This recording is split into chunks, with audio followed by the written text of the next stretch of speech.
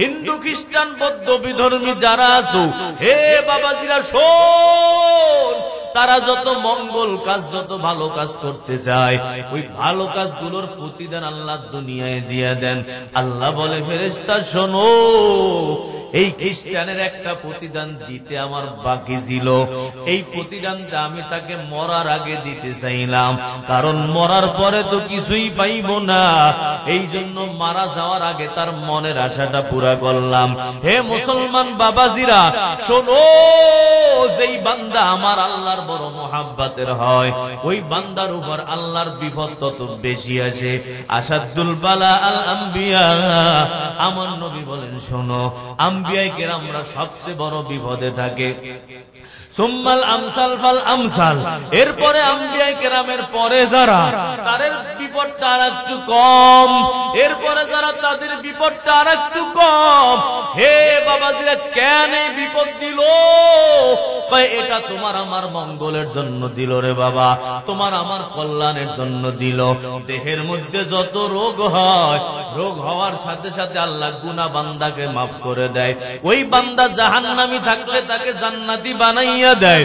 ও পর্দার অন্তরালের মা গো, তোমার আগে প্রেসার ছিল না, এখন তোমার প্রেসারে আক্রমণ করলো, প্রেসার রোগ হয়ে গেছে, আর মারা যাওয়ার আগ পর্যন্ত ভালো হবে না। ও মা শোনো, যতদিন প্রেসার রোগ ভিতরে থাকবে, আমার আল্লাহ তোমার আমল নামায় নেকি লিখতেই থাকবে, লিখতেই থাকবে। রোগটা যতদিন থাকবে, নেকি ততদিন জমা হবে। তোমার ডায়াবেটিস হইল, এই ডায়াবেটিস যত থাকবে রে যুবক, তোমার আমল নামায় তত নেকি জমা হইতে থাকবে। আমার মালিক আল্লাহ কারো উপর কোনদিন জুলুম করে না রে বাবা। তোমাকে বাহ্যিক একটু বিপদে ফেলাইল, হাটের মধ্যে বলক মাইরা দিছে আমার আল্লাহ, ঠিক কিনা বলো? কেন দিল রে বান্দা? এটা তোমার জন্য বড় মঙ্গল। এই জন্যই তো তাকাইয়া দেখো, যেই বান্দা অসুস্থ হয়ে যায়, ওই বান্দা মানুষের অনুগ্রহের পাত্র হয়। যেই বান্দা রোগী, দেখবেন সবাই তাকে দেখার জন্য হসপিটালে যায়, ঠিক কিনা জোরে বলেন? স্বামী স্ত্রী ঝগড়া, এক সপ্তাহ কথা নাই, হঠাৎ করে বউ ফিট হয়ে পড়ে গেছে, একবারে বেহুশ। জামাই কইব ঝগড়া মগরা বাদ, আগে বউরে হসপিটালে নিয়ে এলো, ঠিক কিনা জোরে কর? হে বাবাজিরা, যত রোগ, দুনিয়ার যত রোগ আছে, দেহের যত রোগ আছে, এর দ্বারা মানুষ অনুগ্রহের পাত্র হয়। অন্তরের যদি রোগ হয়, তাহলে মানুষের কাছে ঘৃণার পাত্র হয়ে যায়।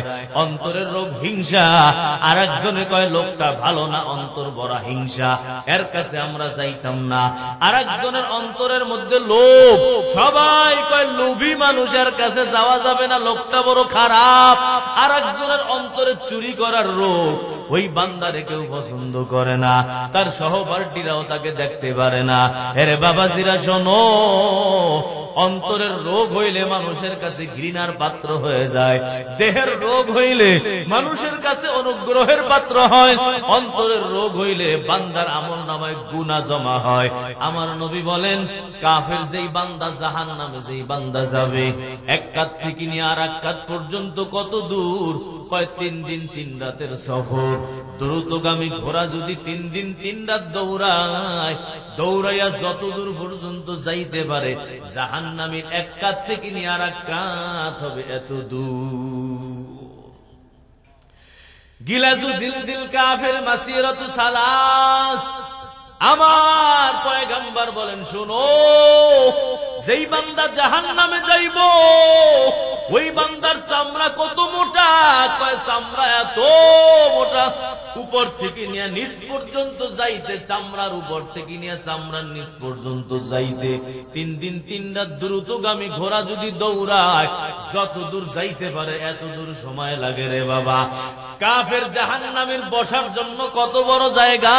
কয় মা বাইনাল মক্কা ওয়াল মদিনা, মক্কা থেকে নিয়ে মদিনা পর্যন্ত প্রায় 800 কিলোমিটার জায়গা রে বাবা।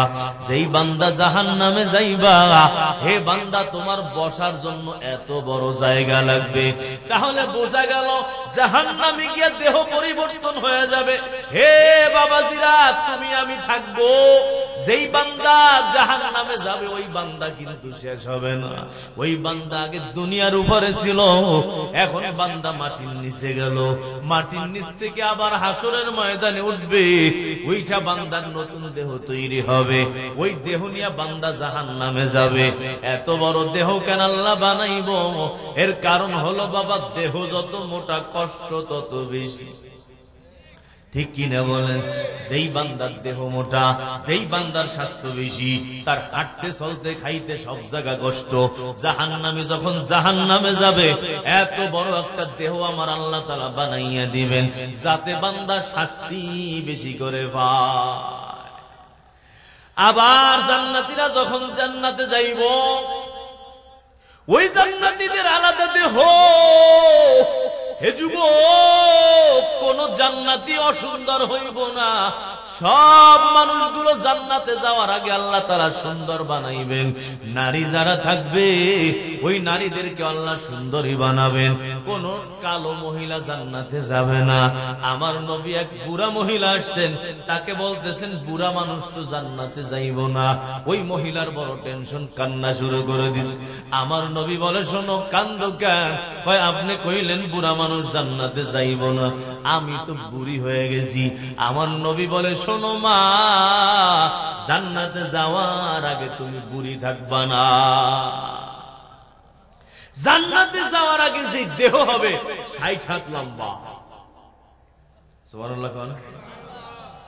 আদম আলাইহিস সালামের যে দেহ, ওই দেহ দিব সবাই।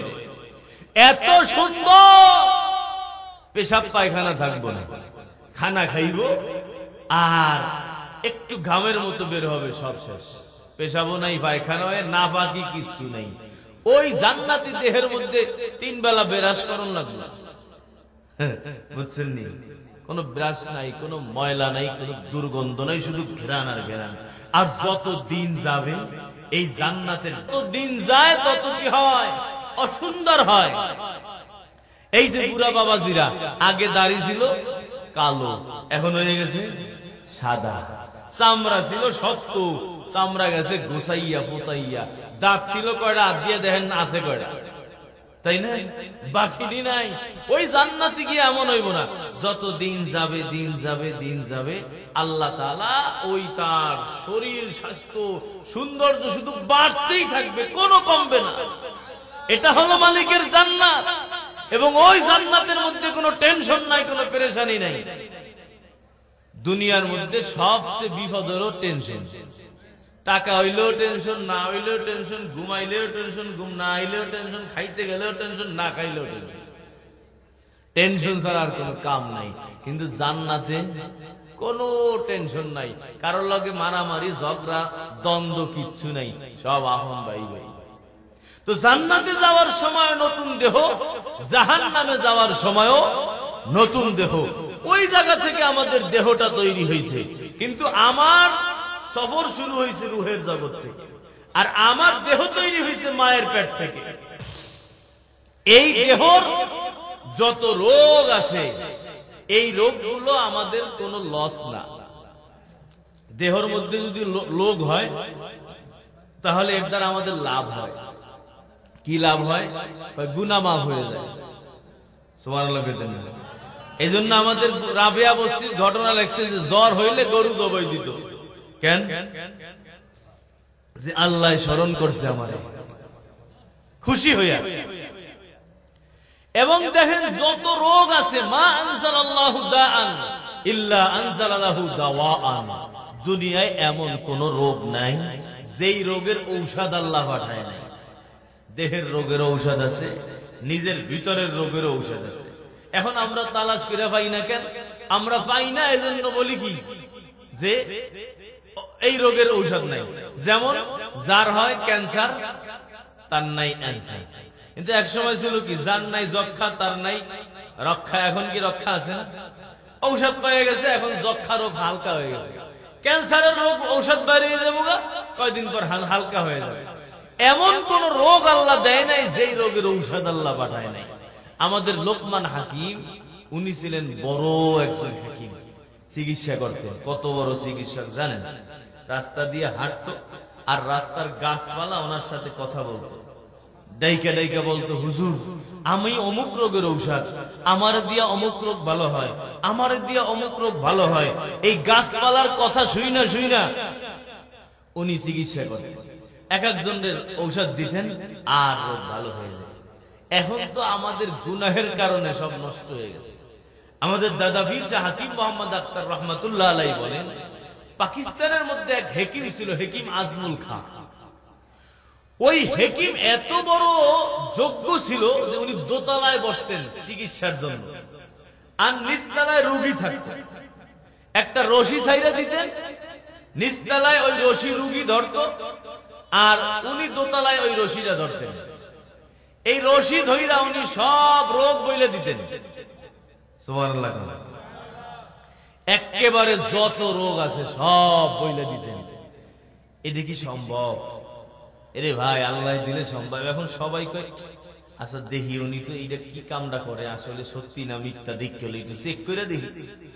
একদিন কি করছে, নিচতলায় রশিটা একটা ছাগলের পায়ের লাগে বাঁধছে।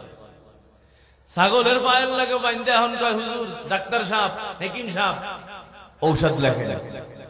এখন উনি ঔষধ লেখছে যে আরে শুকনা ঘাস খাওয়াইতে। উনি জানেও না যে নিচে ছাগল, ওই ছাগলের পাতলা পায়খানা। এখন উনি দোতলায় বৈশাখ রশি দইরা উনি বইলা দিচ্ছেন যে আর কি সমস্যা, কি ঔষধ। এত যোগ্য ডাক্তার আগে ছিল, কাশি শুনছে বইলা দিছে কি হয়েছে, চেহারা দেখছে বইলা দিছে কি হয়েছে। তাই আগে দেখতেন না ডাক্তাররা এরকম হাত ধইরা দেখতো, এখন কি দেখেন? এখন আর ধরে না, এই পাওয়ার অনাগর নাই, সব মেশিনের মধ্যে ঢুকে গেছে। আগে যে হাতে চোখে যেই পাওয়ার ছিল, ওই গুনাহ করতে করতে ওই পাওয়ার শেষ হয়ে গেছে। এখন সব মেশিনের মধ্যে, মেশিনও তা উল্টা পাল্টা রিপোর্ট দেয়, ঠিক না জোরে কর। আর আগে এমন ছিল, এর কারণ হলো সব মানুষগুলো আল্লাহওয়ালা ছিল, এরা গুনাহ করে নাই, যার কারণে আল্লাহ এদের সব পাওয়ার দিয়া রাখছে। সুবহানাল্লাহ জোরে কর। তো যত রোগ আছে সব রোগের ঔষধ আছে, বরং আমার যে বাহনের রোগ, দেহর রোগ, এই রোগগুলো যদি হয় তাহলে লাভ, লস না। কিন্তু আমার নিজের রোগ হইলে লস। দেহের রোগ হইলে কি লাভ? দেহের রোগ যদি হয়, আল্লাহ রাব্বুল আলামিন দেহের রোগের কারণে বান্দার গুনাহ মাফ করতে থাকেন। বান্দার আমলনামায় গুনাহ আল্লাহ তাআলা চায় বান্দার গুনাহগুলো মাফ করাইতে। ওই বান্দা আমলের মাধ্যমে ওই পর্যন্ত পৌঁছতে পারবে না আমার মালিক তাকে যেই পর্যন্ত পৌঁছাইতে চায়। আমার আল্লাহ তাআলা তাকে এত উপরের মাকামে নিতে চায়, বান্দা ওই পর্যন্ত যাওয়ার ক্ষমতা নাই, আমল করতে পারবে না। এজন্য আমার আল্লাহ ওই বান্দাকে কোন একটা মুসিবতের মধ্যে ঢুকাইয়া দেন, কোন একটা বিপদের মধ্যে ফালাইয়া দেন। ওই বিপদের মধ্যে যখন বান্দা ধৈর্য ধারণ করে, যখন বান্দা সবর করে, তখন আল্লাহ তাআলা তাকে ওই মাকামের মধ্যে পৌঁছাইয়া দেন। আল্লাহ রাব্বুল আলামিন দুইজন ফেরেশতাকে পাঠাইছেন, একজন মুসলমান আর একজন খ্রিস্টানের ইন্তেকালের সময় হয়ে গেল। ওই মুসলমানের মনে চাইছে, আল্লাহ আমার একটু পনির খাইতে মনে চায়। ওই বান্দা মরার আগে পনির খাইতে মনে চাইছেন। আর যে খ্রিস্টান মারা গেল, ওই খ্রিস্টানের মৃত্যুর আগে মাছ খাইতে মনে চাইছে। আমাদের আল্লামা তাকি উসমানী দামাত বারাকাতুহু এই ঘটনা লিখছেন, আমার আল্লাহ রাব্বুল আলামিন দুইজন ফেরেশতা দুইজনের কাছে পাঠাইছেন। দুই ফেরেশতাকে দুইটা দায়িত্ব দিয়া পাঠাইছেন। ফেরেশতাকে বলছেন, যাও আমার যে মুসলমান বান্দা, ওই মুসলমান বান্দার তাকের মধ্যে পনির আছে, কিন্তু আমার বান্দাকে পনিরটা খাইতে দিবা না। আমার বান্দা যেন না খাইতে পারে, ওই তাকের পনিরটা তুমি নষ্ট করে দাও। ওই ফেরেশতাই ডিউটি পালন করার জন্য রওনা দিল। আর ইহুদির মাছ খাইতে মনে চাইছে, তার পুকুরের মধ্যে মাছ নাই। আল্লাহ ফেরেশতা পাঠাইয়া বলল, যাও ও ইহুদির খ্রিস্টান খ্রিস্টানের পুকুরের মধ্যে একটা মাছ ছাইরা দিয়ে আসো, যাতে মারা যাওয়ার আগে মাছটা খাইয়া মারা যায়। দুইজন ফেরেশতা রওনা দিল, দুইজনের ডিউটি দুই দিকে, একজন যাইতেছে মুসলমানের দিকে, আর একজন যাইতেছে খ্রিস্টানের দিকে। রাস্তায় দুইজনের দেখা, কিন্তু তারা একে অপরকে বলতেছে, ভাই বিষয়টা তো উল্টা মনে হইল, মুসলমানের খাইতে মনে যায়, তাকে পনির আছে, আমার আল্লাহ তাকে পনিরটা খাইতে দিবে না। এটা তো উল্টা মনে হইল, খ্রিস্টানের খাইতে মনে যায়, তার পুকুরের মধ্যে মাছ নাই, আল্লাহ বলছেন মাছ দাও, যাতে করে ধরে বান্দা মাছটা খাইয়া দুনিয়া থেকে বিদায় হতে পারে। আমাদের কাছে তো উল্টা উল্টা মনে হয়। দুইজন ফেরেশতা কথা বলল, এরপর তারা বলতেছে, ঠিক আছে, আল্লাহর যেহেতু অর্ডার গুলো আমরা পালন করি আগে, তারপর আল্লাহর কাছে জিজ্ঞাসা করব। হে যুবকের দল, এই দুই ফেরেশতা ডিউটি পালন কইরা কি ডিউটি পালন করছে? কয় মুসলমানকে মৃত্যুর আগে তার মনের আশাটা পুরা করতে দেয় নাই, পনির খাইতে দেয় নাই, কিন্তু ওই খ্রিস্টান তাকে মৃত্যুর আগে তাকে মাছ খাইতে দিল, তার পুকুরের মধ্যে মাছ দিয়া দিল, বান্দা ধইরা খাইয়া মনের আশা পুরা কইরা দুনিয়া থেকে বিদায়। হে বাবাজিরা, ফেরেশতারা আমল কইরা কাজগুলো কইরা আল্লাহর কাছে গেলেন, গিয়া বলে, আল্লাহ বিষয়টা তো উল্টা উল্টা লাগলো, আপনি এমনটা কেন করলেন? আল্লাহ বলে, ফেরেশতারা রে শোন, আমার এই মুসলমান বান্দা, তাকে আমি আল্লাহ যেই মাকাম দিতে চাইলাম, তার জন্য যে স্তর আমি বরাদ্দ রাখলাম, আমার বান্দা আমল কইরা ওই পর্যন্ত যাইতে পারে নাই, আমার বান্দা আমলের মাধ্যমে ওই জায়গায় যাইতে পারে নাই। এই জন্য আমি চাইলাম মৃত্যুর আগে মনের আশাটা যাতে পুরা না হয়, মনের আশা পুরা না কইরা ওই বান্দাকে একটু কষ্ট দিয়া ওই মাকাম পর্যন্ত পৌঁছাইয়া তারপরে যদি আমার বান্দাকে নেই, এই মুসিবতের কারণে ওই মাকামটা পর্যন্ত আমি আল্লাহ তাকে দিয়া দিব।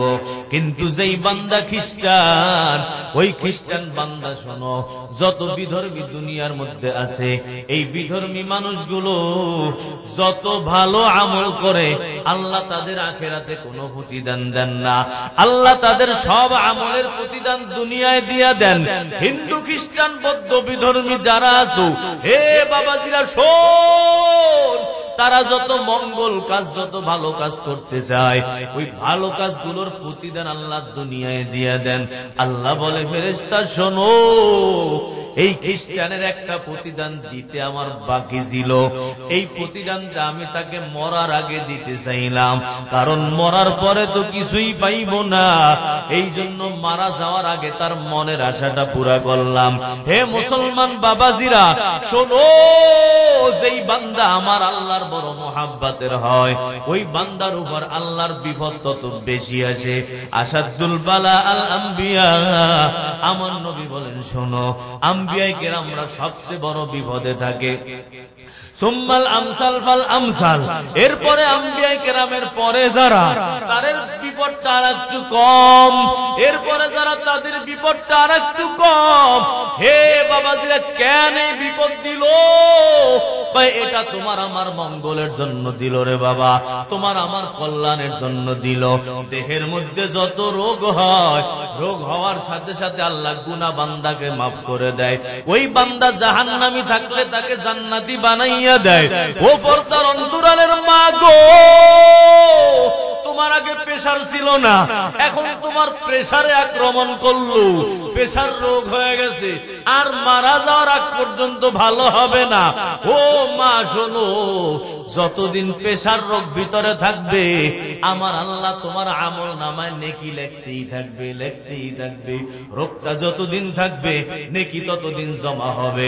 তোমার ডায়াবেটিস হইল, এই ডায়াবেটিস যত থাকবে রে যুবক, তোমার আমল নামায় তত নেকি জমা হইতে থাকবে। আমার মালিক আল্লাহ কারো উপর কোনদিন জুলুম করে না রে বাবা। তোমাকে বাহ্যিক একটু বিপদে ফেলাইল, হাটের মধ্যে বলক মাইরা দিছে আমার আল্লাহ, ঠিক কিনা বলো? কেন দিল রে বান্দা? এটা তোমার জন্য বড় মঙ্গল। এই জন্যই তো তাকাইয়া দেখো, যেই বান্দা অসুস্থ হয়ে যায় ওই বান্দা মানুষের অনুগ্রহের পাত্র হয়। যেই বান্দা রোগী দেখবেন সবাই তাকে দেখার জন্য হসপিটালে যায়, ঠিক কিনা জোরে বলেন। স্বামী স্ত্রী ঝগড়া, এক সপ্তাহ কথা নাই, হঠাৎ করে বউ ফিট হয়ে পড়ে গেছে, একবারে বেহুশ। জামাই কইব ঝগড়া মগরা বাদ, আগে বউরে হসপিটালে নিয়ে এলো, ঠিক কিনা জোরে কর। হে বাবাজিরা, যত রোগ দুনিয়ার, যত রোগ আছে, দেহের যত রোগ আছে, এর দ্বারা মানুষ অনুগ্রহের পাত্র হয়। অন্তরের যদি রোগ হয় তাহলে মানুষের কাছে ঘৃণার পাত্র হয়ে যায়। অন্তরের রোগ হিংসা, আর একজনে কয় লোকটা ভালো না, অন্তর বড়া হিংসা, এর কাছে আমরা যাইতাম না। আর একজনের অন্তরের মধ্যে লোভ, সবাই কয় লোভী মানুষের কাছে যাওয়া যাবে না, লোকটা বড় খারাপ। আর একজনের অন্তরে চুরি করার রোগ, ওই বান্দারে কেউ পছন্দ করে না, তার সহপাঠীরাও তাকে দেখতে পারে না।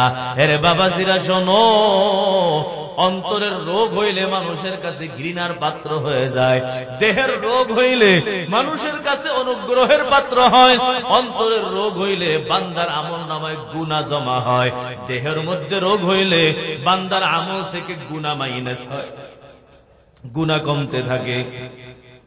ওই জেলখানায় যত রোগী দেখবেন সব অন্তরের রোগী, ঠিক কিনা বলেন। এ বাবাজিরা, জেলখানায় কোন অন্তরের রোগী ছাড়া কোন মানুষকে জেলখানায় ঢুকায় না। অন্তরের রোগী মানে কি? বান্দা চুরি করছে, অন্তরের রোগ, সরকার নিয়ে তাকে জেলখানায় ঢুকাইয়া দিল।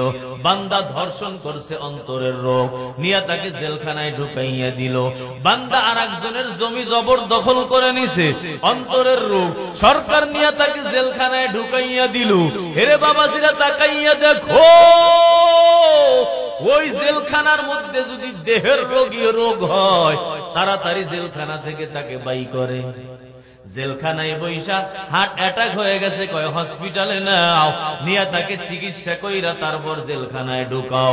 তাহলে বুঝা গেল, দেহর মধ্যে যদি রোগ হয় জেলখানা থেকে বের হওয়া যায়, অন্তরে যদি রোগ হয় জেলখানার মধ্যে ঢুকাইয়া দেয়, ঠিক কিনা বলো। তাহলে এই দুইটা রোগ, একটা হলো আমার অন্তর মানে হলো আমার রোগ, আর একটা হলো দেহর রোগ। এই দেহর রোগ বান্দার যত হবে, এই বান্দা মানুষের কাছে মোহাব্বতের পাত্র হবে, এই বান্দা মানুষের কাছে করুণার পাত্র হবে, এই বান্দা মানুষের কাছে অনুগ্রহের পাত্র হবে। রোগ হয়ে গেছে, চিকিৎসার টাকা নাই, দেখবা অন্য মানুষ তাকে টাকা দিবে, অন্য মানুষ তাকে সহযোগিতা করবে। হেরে বাবাজিরা, দেহর রোগ হইলে জান্নাত পাওয়া যায়, আবার দেহর রোগ হইলে দুনিয়াটাও পাওয়া যায়। কিন্তু অন্তরের রোগ হইলে ওই জাহান্নাম, অন্তরের রোগ হইলে জান্নাত ক্যান্সেল, অন্তরের রোগ হইলে জাহান্নাম বরাদ্দ। অন্তরের রোগী কি কেউ সাহায্য করে না? যেই বান্দাটার মধ্যে হিংসা বিদ্বেষ, মিথ্যা মামলা, গালাগালি, মারামারি, হিংসা বিদ্বেষ, ওই বান্দারে কেউ ভালোবাসে না, তাকে কেউ সহযোগিতা করে না রে বাবা।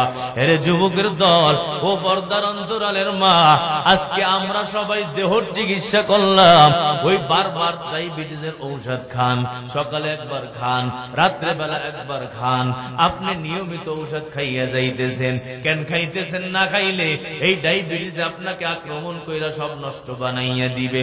এ বাবাজিরা, আপনার মধ্যে হিংসাও তো আছে, এটাও তো বড় একটা ক্যান্সার। ডায়াবেটিস যদি আপনাকে মাইরা ফেলায়, আপনার দুনিয়ার জগৎ শেষ, কিন্তু হিংসা আপনার আখিরাতের জগৎ শেষ বানাবে, অহংকার আপনার আখিরাতের জগৎ শেষ বানাবে। এরে বাবাজিরা, আজকে আমরা কত বোকা, আমার ভিতরের রোগের কোনো চিকিৎসার খবর নাই, ঔষধ খাওয়ার কোনো খবর নাই, ভিতরের রোগ নিয়ে কোনো টেনশন নাই, কিন্তু শুধুমাত্র আমার বাহ্যিক বাহনের রোগ, বাহনের ঔষধ নিয়ে টেনশন, বাহনের ডাক্তার নিয়ে ব্যস্ত, বাহনের আরামায়েশ নিয়ে ব্যস্ত। বলো, ডুপ্লেক্স বাড়ি বানাইয়া, এসি লাগাইয়া, দামি দামি সোফা বিছাইয়া, দামি দামি খাট বিছাইয়া, এই যে এত সুন্দর বানাইলা, এই বাড়িগুলো কার জন্য বানাইছো? জোরে বলো। এ বাবাজিরা, বাড়িগুলো বাহনের জন্য, আমার দেহর জন্য, তোমার নিজের জন্য তো বাড়ি বানাইলা না। এ বাবা শোনো, তোমার বাড়ি কোথায় বানাবা? কয় কবর জগতে বাড়ি বানাও, ওই জান্নাতের জগতে বাড়ি বানাও। নিজের জন্য জান্নাতের বাড়ি এখান থেকেই বানাইয়া যাইতে হবে। এ বাবা, এই ডুপ্লেক্স বাড়ি তোমার সাথে যাবে না, ওই দামি দামি খাট, দামি দামি সোফা তোমার সাথে কবরে যাবে না। ওই কবর, ওটা তো হবে মাটির বিছানা। এ বাবাজিরা, যদি তুমি নিজের জন্য বাড়ি বানাইয়া যাও, অগ্রিম বিছানা পাঠাইয়া রাখো, অগ্রিম নিজের জন্য এসি পাঠাইয়া রাখো, অগ্রিম নিজের জন্য দামি দামি কম্বল পাঠাইয়া রাখো, অগ্রিম নিজের জন্য দামি দামি খাবার জমা করে রাখো। হে মুরব্বী বাবাজিরা, তাহলে ওই কবরে গিয়ে সব পাবা, অন্যথায় কিছুই পাওয়া যাবে না। দুনিয়ায় তো আরামায়েশ করলাম, সব বাহনের পিছনে খরচ করলাম, আমার নিজের জন্য কিছুই আমি করলাম না। এত কোটি টাকা ব্যাংকে রাইখা গেলাম, কিন্তু কবরে আমি খালি হাতে রওনা দিলাম। এ বাবাজিরা বলো, 5 কোটি টাকা ব্যাংকে আছে, মারা যাওয়ার সময়, মারা যাওয়ার পর কাফনের সাথে দিবনি? মারা যাওয়ার পর ওই ব্যাংকের অ্যাকাউন্ট আর একজনে মালিক হয়ে যাইব। তোমার নামের অ্যাকাউন্ট যাকে নমিনি বানাইলা, ওই মানুষটা অ্যাকাউন্টের মালিক হবে। এ বাবা, তুমি কিছুই পাবা না, তোমার সাথে কিছুই যাবে না। কোনটা যাবে? কয় যেই জিনিস তুমি দুনিয়া থেকে পাঠাইলা, নিজের জন্য তৈরি করছো, নিজের জান্নাতের ব্যাংকে জমা করছো। দুনিয়ায় থাকতে যদি নিজের ব্যাংকে জমাইতা, হে বাবা, কবরে গেলে তালে পাইতা। দুনিয়ার যত ব্যাংকের অ্যাকাউন্ট সবগুলো বাহনের, ঠিক কিনা বলো? দুনিয়ায় যত সম্পদ সবগুলো বাহনের, সবগুলো দেহ, এটা একটাও আমার না। হে বাবাজিরা শোনো, দুনিয়ায় যেমন আরামে থাকতে জায়গা জমি লাগে, বাড়ি লাগে, এটা হলো বাহনের জন্য। ওই আখেরাতেও আরামে থাকার জন্য জায়গা জমি লাগবে, বাড়ি লাগবে, গাড়ি লাগবে। যদি আখেরাতে গিয়ে আরাম পাইতে চাও, এখান থেকেই তোমার নিজের জন্য বানাইতে হবে। এই দুনিয়ায় বৈশাই বানাও, ওই কবরে গিয়ে আর বানানো যাবে না রে যুবক। ও পর্দার অন্তরালের মা গো, আল্লাহর কসম, ওই জান্নাতের একটা ইটও তুমি বানাইতে পারবা না দুনিয়া কবরে যাইয়া। ওই ইটগুলা তোমাকে বানাইতে হবে দুনিয়ায় বৈশা।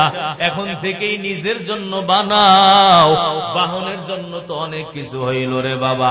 আমি যে আয়াত তেলাওয়াত করলাম, এই আয়াতের মধ্যে আমার নিজের 3টা রোগের কথা আল্লাহ বলছেন, এবং ওই নিজের 3টা রোগের সমাধান আমার আল্লাহ তাআলা দিবেন রে বাবা। ওরে পর্দার অন্তরালের মা, হে যুবক ভাই, ও বুড়া বাবাজিরা, আজকে আমরা সব বাহনের পিছনে দৌড়াই, দুনিয়ার পিছনে দৌড়াই, আমার নিজের পিছনে কারো দৌড়ানোর খবর নাই। 3টা রোগের কথা আমার আল্লাহ তাআলা বলছেন। একটা হলো যৌবনের রোগ, একটা হলো বদনজরির রোগ। মানুষ যৌবনের কারণে গুনাহ করলো, এই যৌবনের রোগ, এটাও বড় মারাত্মক রোগ রে বাবা। এই যৌবনের রোগ মানুষকে জাহান্নাম পর্যন্ত নিয়ে যায়। এই যৌবনের রোগ মানুষকে বেঈমান পর্যন্ত বানাইয়া দেয়। ও বাবাজিরা শোনো, এই যে যৌবনের রোগের সাথে সম্পর্ক হলো চোখ, বদনজরির রোগ। এই বদনজরির রোগ থেকে যদি না বাঁচা যায়, আল্লাহর কসম ওই মালিকের জান্নাত পাওয়া যাবে না। হে বাবাজিরা, এই বদনজরি কুদৃষ্টি এত মারাত্মক, এটার কারণে মানুষ বেঈমান হয়ে মারা যায়। আমার দাদা পীর শাহ হাকিম মোহাম্মদ আখতার রহমাতুল্লাহ আলাইহি বলেন, ওনার খানকার মধ্যে এক আল্লাহর বান্দা ওনার নাতি ঘটনা শুনাইছেন। হুসাইন আহমদ মাদানী রহমাতুল্লাহ আলাইহি মসজিদে নববীর মধ্যে সবক পড়াইতেন। আল্লাহ তাআলার বান্দা মসজিদে নববীর মধ্যে বসা, সবক পড়াইতেছেন। হঠাৎ তাকায়া দেখতেছেন একটা যুবক। ওই যুবক মালিকের কাছে বলতেছে, আল্লাহ, আমাকে তুমি বেঈমান বানায়ো না, আমাকে ঈমান হারা কইরো না, আমি যেন বেঈমান হয়ে মারা না যাই। ওরে মালিক আল্লাহ আমাকে ঈমান নিয়ে যাওয়ার তৌফিক দাও। আধা ঘন্টা 1 ঘন্টা মুনাজাত করলো, এক দোয়া ছাড়া দ্বিতীয় কোনো দোয়া নাই রে বাবা, শুধু একটা দোয়াই করে। হোসেন আহমদ মাদানী বলে, কি ব্যাপার হে যুবক, কারণটা কি যদি একটু বলতা। ওই যুবক বলে, হুজুর শোনেন, আমার আপন বড় ভাই এই মসজিদে নববীর মুয়াজ্জিন ছিল দীর্ঘকাল পর্যন্ত। ওই বড় ভাই যখন ইন্তেকালের সময় হয় তখন আমাদেরকে বললেন যে আমার কাছে কোরআন আনো। আমরা তার হাতে কোরআন শরীফ দিলাম। কোরআন শরীফটা নিয়ে আমার ভাই কোরআন শরীফ নিজের হাতে খুললো। নিজের হাতে খুইলা আমাদের সবাইকে বলে, শোনো তোমরা সবাই সাক্ষ্য থাকো, আমি কোরআনের একটা আয়াত মানি না, আমি কোরআনের একটা আয়াত মানি না, বিশ্বাস করি না। এই কথা বলে কোরআনটাকে নিক্ষেপ করে দূরে ফেলে দিল। হে বাবাজিরা শোনো, বলো যেই বান্দা কোরআনকে অস্বীকার করে ওই বান্দার ঈমান আসেনি। আল্লাহর বান্দা মসজিদে নববীর মুয়াজ্জিন, কিন্তু মারা যাওয়ার আগে বেঈমান হয়ে মারা গেল। ওই যুবক বড় টেনশনের মধ্যে পড়ে গেল। রাত্রেবেলা ঘুম, হঠাৎ করে পয়গম্বরের সাথে যুবকের সাক্ষাৎ হয়ে গেল স্বপ্নের মধ্যে। যুবক পয়গম্বরকে জিগায়, পয়গম্বর বলেন আমার ভাই বেঈমান হয়ে কেন মারা গেল? আপনার মসজিদে এতদিন পর্যন্ত মুয়াজ্জিন, এতদিন পর্যন্ত এত দামি খেদমত করলো, তারপর বেঈমান হয়ে কেন মারা গেল? আল্লাহর নবী বলেন, যুবক শোন, তোমার ভাই যদিও এত বড় জায়গার মুয়াজ্জিন, এত বড় খেদমত করছে, যেই জায়গায় বেলালে হাবশি আজান দিল ওই জায়গার মধ্যে তোমার ভাই আজান দিল। আমি যেখানে ইমাম ছিলাম এর পাশেই তোমার ভাই মুয়াজ্জিন, কিন্তু তোমার ভাই যদিও দামি জায়গার মুয়াজ্জিন, কিন্তু তোমার ভাইয়ের মধ্যে একটা গুনাহের অভ্যাস ছিল রে বাবা। কি অভ্যাস? কয় তোমার ভাই 2টা নজর বেগানা নারী থেকে বাঁচাইতো না, বেগানা নারীদের দিকে তাকাইতো, বেপরদায় চলতো। ওই যে চোখ 2টাকে নারীদের থেকে বাঁচাইতো না, এই বদনজরির কারণে এই গুনাহ থেকে বান্দা তওবাও করতো না, যার কারণে আল্লাহ মারা যাওয়ার আগে এমন বেঈমান বানাইয়া নিয়ে গেল। হেরে যুবকের দল, বলো তোমার আমার বদনজরি আছে না নাই? হে যুবক, ওই মোবাইলের মধ্যে গুনাহ করো, আল্লাহর কসম যদি এত বড় দামি মুয়াজ্জিন বেঈমান হয়ে মারা যায়, তুমি আমি যদি মোবাইলে গুনাহ করি, হে বাবা কি গ্যারান্টি আছে? হে যুবকের দল, ওই যে গার্লফ্রেন্ড বানাইয়া চলো, বেপরদায় চলো, নারী পুরুষ একই স্কুলের মধ্যে পড়ো, বেপরদায় চলাফেরা করতে থাকো, হে বাবাজিরা বলো, এত দামি জায়গার মুয়াজ্জিন যদি বদনজরি করার কারণে, মেয়েদের দিকে তাকানোর কারণে বেঈমান হতে পারে, তোমার আমার কোনো গ্যারান্টি নাই। হে বাবা, আজকে সমাজের মধ্যে সবচেয়ে বড় গুনাহ হলো বদনজরি। এই মোবাইল তোমাকে আমাকে ধ্বংস বানাইলো। ওরে যুবক, এই মোবাইল তোমার চরিত্র নষ্ট বানাইলো। ও পর্দার অন্তরালের মা গো, তোমার মেয়েটার চরিত্র ধ্বংস। তোমরা বুড়া বুড়া বাবাজিরা এই মোবাইলের মধ্যে আসক্ত। হে মুরব্বী বাবাজিরা, আপনারাও তো এই গুনাহের মধ্যে লিপ্ত হয়ে যাইতেছেন। আল্লাহর কসম, যেই বান্দা মোবাইলে গুনাহ করার অভ্যাস, ওই বান্দার কাছে বড় মোবাইল রাখাও জায়েজ নাই। এ মাদ্রাসার ছাত্র ভাইয়েরা শোনো, তোমরাও তো গোপনে গোপনে হাতে মোবাইল রাখো। আল্লাহর কসম, ভালো আলেম যদি হতে চাও এই মোবাইল গুলো সরাইয়া দাও। ভালো ছাত্র যদি হতে চাও, ভালো রেজাল্ট যদি করতে চাও, হে বাবাজিরা মোবাইল গুলো রাখা যাবে না। এগুলো তোমাকে আমাকে ধ্বংস করলো। আজকে পরিবেশ কত নষ্ট। হে বাবা, ছোট একটা বাচ্চাও গুনাহ কেমনে বাই করে সেইটা বাচ্চাটাও শিক্ষা ফেলাইলো। আজকে মোবাইলের কারণে পড়া নাই, লেখা নাই, সংসারের মধ্যে অশান্তি, ঠিক কিনা বলো? পরকিয়া বাইরা গেল, স্বামী এক জায়গায় লাইন লাগায়, বউ আর এক জায়গার মধ্যে লাইন লাগায়। বলো কিসের কারণ? মোবাইল। হে বাবাজিরা, এটা হলো একটা গুনাহ, বেপরদার গুনাহ। হে বাবা, হে যুবক ভাই শোনো, মহিলাদের যেমন পর্দা আছে তোমাদেরও পর্দা আছে। মহিলাদের যেমন পর্দা ফরজ, হে বাবাজিরা তোমাদেরও পর্দা ফরজ। মহিলাদের পর্দা হয় দুই ভাবে, একটা হলো ওই যে বড় পর্দা লাগাবে, বড় হেজাব লাগাবে, বড় বোরকা লাগাবে। আর একটা হলো রাস্তায় যখন বের হবে, বেগানা পুরুষ যখন সামনে পড়বে, চোখ দিয়া তাদের দিকে তাকাবে না। একটা হলো পুরা দেহের মধ্যে পর্দা, আর একটা হলো চোখের মধ্যে পর্দা। হে যুবক, তোমার পর্দা একভাবে কেমনে কয়, যখন বের হইছো, বেগানা যখন সামনে চলে আসছে, এই চোখের শাটারটা ফেলাইয়া দাও। হে যুবক, এই চোখ দুইটা দিয়া ওই নারীর দিকে তুমি তাকাইও না। এটাই হলো বাবা তোমার পর্দা। যদি তুমি মহিলাদের থেকে চোখ দুইটা বাঁচাইতে পারো, যেই পর্দা ফরজ, ওই পর্দা ফরজ হুকুম তোমার পালন হয়ে গেল রে বাবা।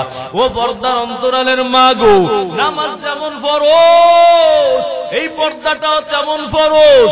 আল্লাহর কসম, যদি পর্দায় না চলো, আমার নবীর হাদিসের ভাষ্য অনুযায়ী তুমি জান্নাত কোনোদিন পাবা না।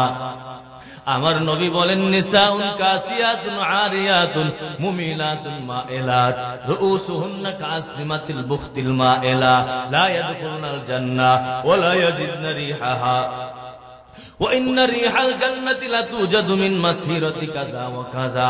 যেই নারীরা বেপরদায় চললো, আমার নবী বলে শোনো, এরা জান্নাতে যাবে না। লা ইয়াদখুলুনাল জান্নাহ, জান্নাতে যাবে না। ওয়ালা ইয়াজিদনা রিহাহা, জান্নাতের ঘ্রাণটা পর্যন্ত পাবে না। ওয়া ইন্না রিহাল জান্নাতি লা তুজাদু মিন মাসিরাতি কাযা ওয়া কাযা।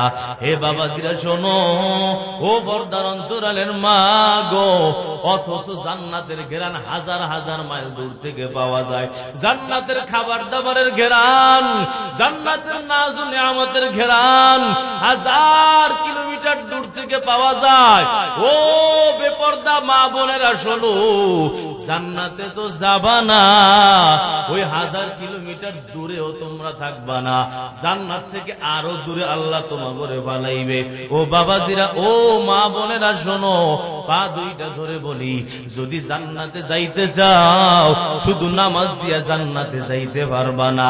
নামাজ পড়লা, তেলাওয়াত করলা, আবার বেপরদায় চললা, ও মা গো, বেপরদায় চইলা মালিকের জান্নাত পাবা না। তোমার পর্দা যেমন জরুরি, তোমার মেয়েটার পর্দাও জরুরি। আজকে দেখা যায় মা বোরকা পরলো, মেয়েটা বড়, ওই বড় মেয়েটাকে বোরকা পরায় নাই। মা নিজে ঠিকই বোরকা পরলো, আর সুন্দরী মেয়েটা, যুবতী মেয়েটা, ওইটাকে বোরকা না পরাইয়া স্কুলের সাথে সাথে নিয়ে যাইতেছে। ও মা শোনো, তোমার যেমন পর্দা দরকার, তোমার মেয়েটারও পর্দা দরকার। ও বাবাজিরা, আপনি শোনেন, আপনি যতই সামনের কাতারে নামাজ পড়েন, যদি মেয়েটায় পর্দায় না চলে, বিবি যদি পর্দায় না চলে, সন্তান যদি গুনাহের রাস্তায় চলে, নামাজ যদি না পড়ে, নামাজ দিয়া মুক্তি পাবেন না। এরা আপনাকে জাহান্নামে টাইনা নিয়ে যাবে। একটা গুনাহ হলো যৌবনের গুনাহ, এই একটা গুনাহ এটা মানুষকে বেঈমান পর্যন্ত বানাইয়া দেয়। হে বাবাজিরা শোনো, তাফসীরে রুহুল মাআনির মধ্যে আরেক ঘটনা বয়ান করলো ইবনে বারসিসা, বড় এক আল্লাহওয়ালা, বড় আলেম। কত বড় আলেম আল্লাহওয়ালা শোনো, 70 বছর আল্লাহর ইবাদত করছে, একেবারে আল্লাহওয়ালা, কোন গুনার মধ্যে বান্দা নাই। এই বান্দা রাস্তা দিয়া যাওয়ার সময় হঠাৎ করে একটা নারীর দিকে নজর পড়ছে। নজর পড়ার পর আল্লাহর বান্দা নজরটা ফিরায় নাই, ওই নারীর প্রতি আশিক হয়ে গেল। তার কাছে গিয়ে গুনাহের প্রস্তাব করলো, জোর করে তার সাথে গুনাহ করলো। হে বাবাজিরা শোন, গুনাহ করার পর তার পেটের মধ্যে বাচ্চা চলে আসছে। এখন ওই বুজুর্গ চিন্তা করলো, আমাকে তো মানুষ বুজুর্গ হিসাবে চেনে, আমাকে তো আল্লাহওয়ালা হিসাবে চেনে, আমি তো বড় প্রসিদ্ধ বুজুর্গ মানুষ। এখন যদি এর পেটে বাচ্চা হয়, আমার নাম যদি হয়ে যায়, আমার তো ইজ্জত সম্মান চলে যাবে। আল্লাহর বান্দা কি করলো? শয়তান তাকে কুপরামর্শ দিল। শয়তান বলল, একে তুমি হত্যা করে ফেলো, তাহলে মুক্তি পাইয়া যাবা। আল্লাহর বান্দা বুজুর্গ ইবনে বারসিসা রাহমাতুল্লাহ আলাইহি ওই বান্দাটাকে, মেয়েটাকে হত্যা করে ফেললো। এখন এই খবর শয়তান গিয়া মানুষের কাছে জানাইয়া দিল। যেই সন্তান শয়তান কুবুদ্ধি দিল, ওই সন্তানই মানুষের কাছে বলে দিল যে যাকে তোমরা বুজুর্গ মনে করো, এই বুজুর্গ এই আকামটা করলো। আদালত পর্যন্ত বিচার চলে যায়। আদালতের মধ্যে বিচার যাওয়ার পর ও ইবনে বারসিসা আদালতের মধ্যে দাঁড়াইছে। রে বাবা, আদালত রায় দিল ইবনে বারসিসার ফাঁসি হয়ে যাবে। ফাঁসির অর্ডার দিয়ে দিল। আল্লাহর বান্দা ফাঁসির কাছে দাঁড়ানো, ওই টাইমে শয়তান এসে আবার উপস্থিত।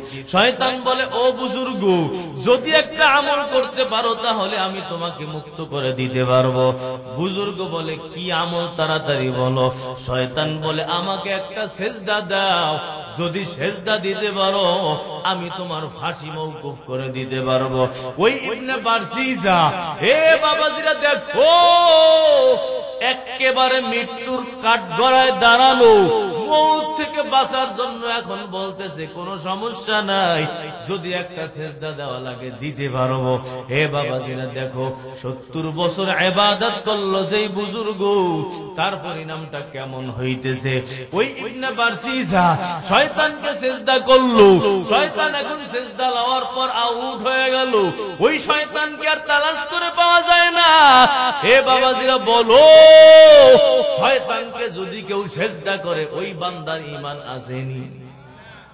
এত বড় বুজুর্গ 70 বছর বান্দা ইবাদত করলো, লাস্টে একটা বদনজরির কারণে এত বড় গুনাহের মধ্যে জড়াইয়া ওই বান্দা বেঈমান হয়ে তারপর দুনিয়া থেকে বিদায় হলো। হে বাবা, এটা হলো একটা রোগ, যৌবনের গুনাহ। এটা বড় মারাত্মক রোগ।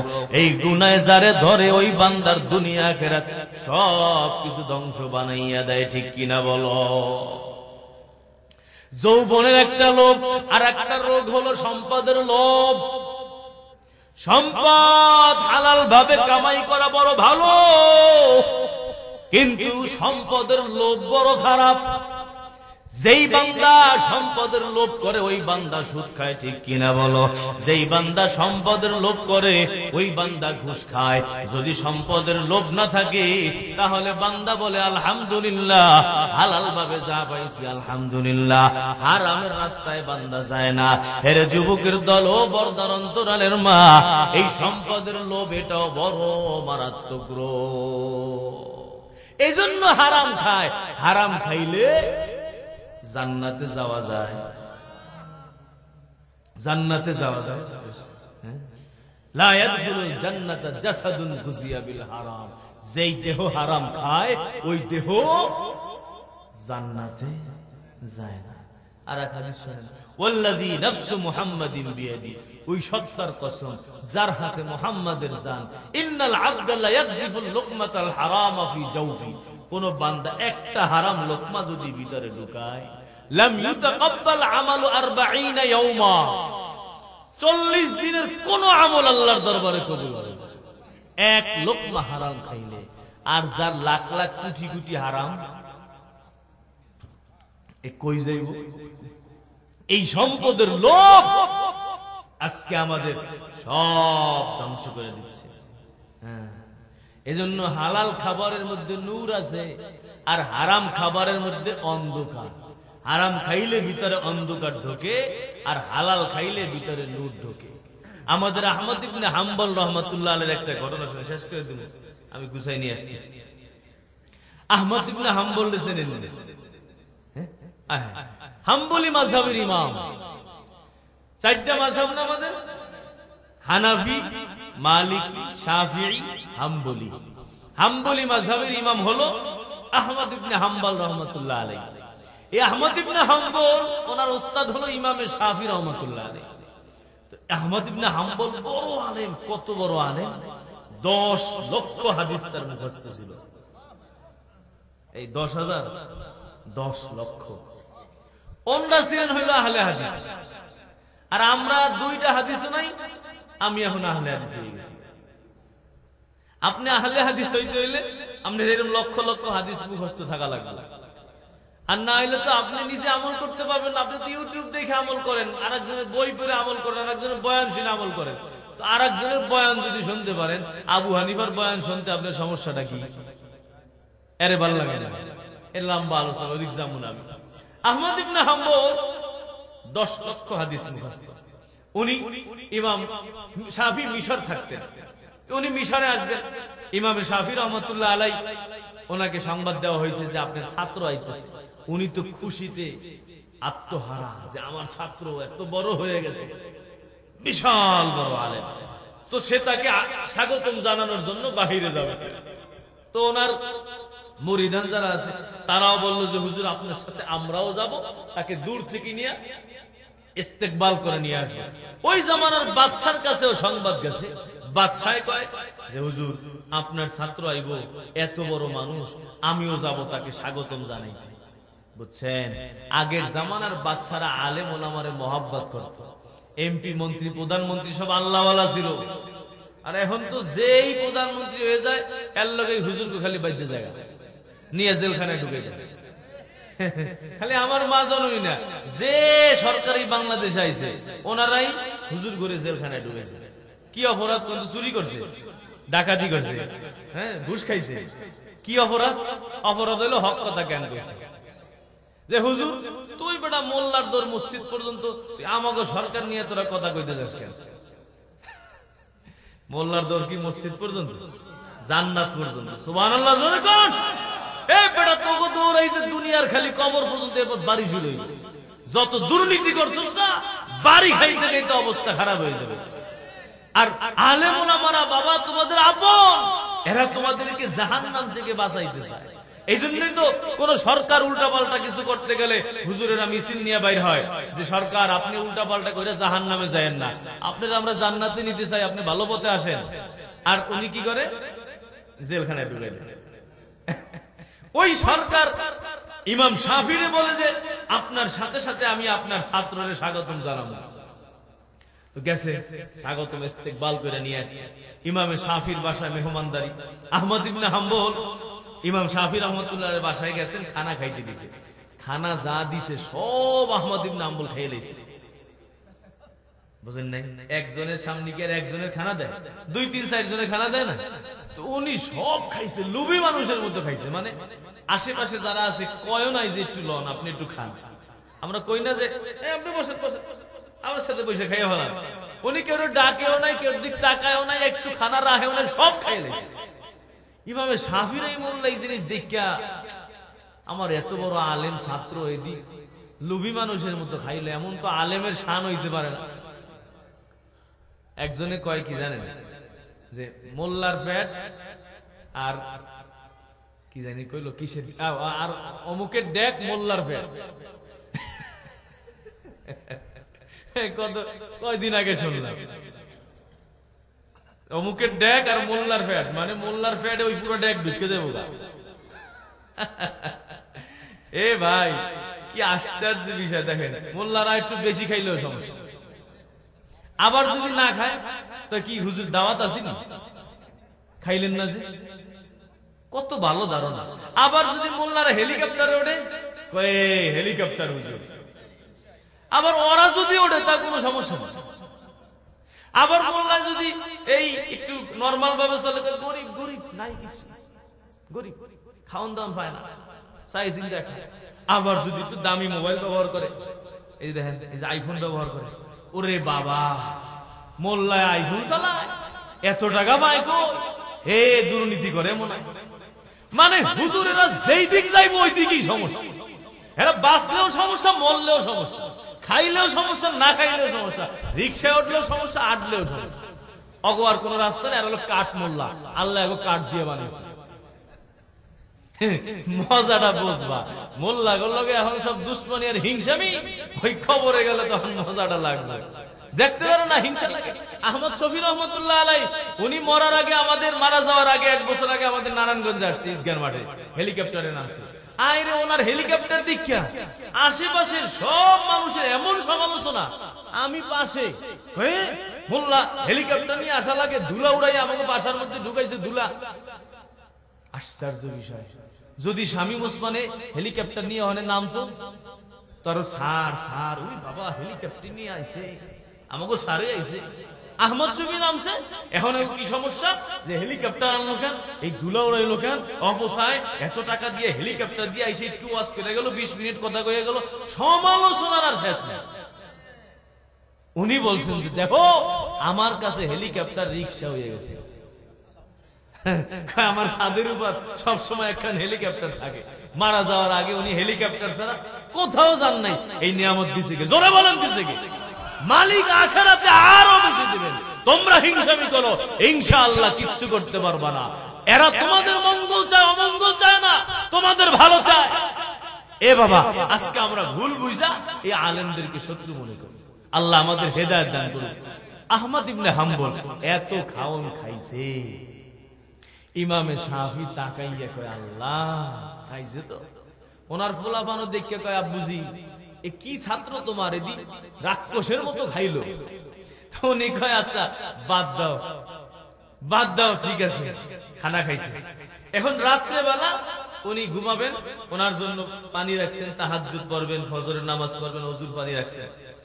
তো তাহাজ্জুদের জন্য যে পানি রাখছে ওই পানি উনি তো ব্যবহার করেই নাই। ফজরের নামাজ পড়তে গেছে ওযু ছাড়া। আহমদ ইবনে হাম্বল ওযু করেন নাই, ওযু ছাড়া ফজরের নামাজ পড়তে গেছে। ইমামে শাফি রহমাতুল্লাহ আলাইহি আয়েশা দেখে ওযুর পানি জায়গায় রয়েছে, তাহাজ্জুদও পড়ে নাই, ওযুও করে নাই, ফজরের নামাজ পড়ছে ওযু ছাড়া। আই হাই, তাড়াতাড়ি ডাকছে, ডাইকা কয় কিও এই পরিবর্তন কয়দিন থেকে? তোমাকে তো আমরা বড় মনে করি, কিন্তু তোমার যে অবস্থা দেখতেছি, এতে তুমি মুসলমান আছো কিনা আল্লাহই জানে। হুজুর কি পরিবর্তন দেখছেন? 1 নম্বর পরিবর্তন দেখলাম যে এই যে খাইলা রাক্ষসের মতো, এ তো আলেমের শান না। আর কি? আর দেখলাম ফজরের নামাজে তো তুমি তাহাজ্জুদ তো পড়োই নাই, ফজরের নামাজে গেছে ওযু ছাড়া। তাই নি আর কিছু আছে? কয় না, এই দুইটাই। শোনেন, এই 2 প্রশ্নের উত্তর শোনেন। প্রথমটার উত্তর হলো আপনি যে খানা দিছেন এই খানা এত হালাল, আমি দেখলাম যে নূর আর নূর আর নূর। আপনার এই হালাল খাবার আমি নুরানি খাবার দেখা আমার পেটে ধরে না, তারপর জোর করে ঢুকাইছি যাতে সব নূর আমার পেটের মধ্যে ঢুকে। আল্লাহ কয় আপনার এই নুরানি খানা খাইয়ে আমার 2টা লাভ হয়েছে। কয়টা লাভ? জোরে কন। 2টা লাভ হয়েছে। 1 নম্বর লাভ হয়েছে, আমার এই খানা খাওয়ার পরে এমন এক আয়াত মনে আসছে, যেই আয়াত থেকে আমি 100 মাসআলা বাই করছি, যে 100 মাসআলা আমি আগে কখনোই বাই করতে পারি নাই। আপনার এই নুরানি খানা ঢোকার পরে আমি 100 মাসআলা বাই করছি এই রাত্রে বেলা। দ্বিতীয় লাভ কি জানেন? আমার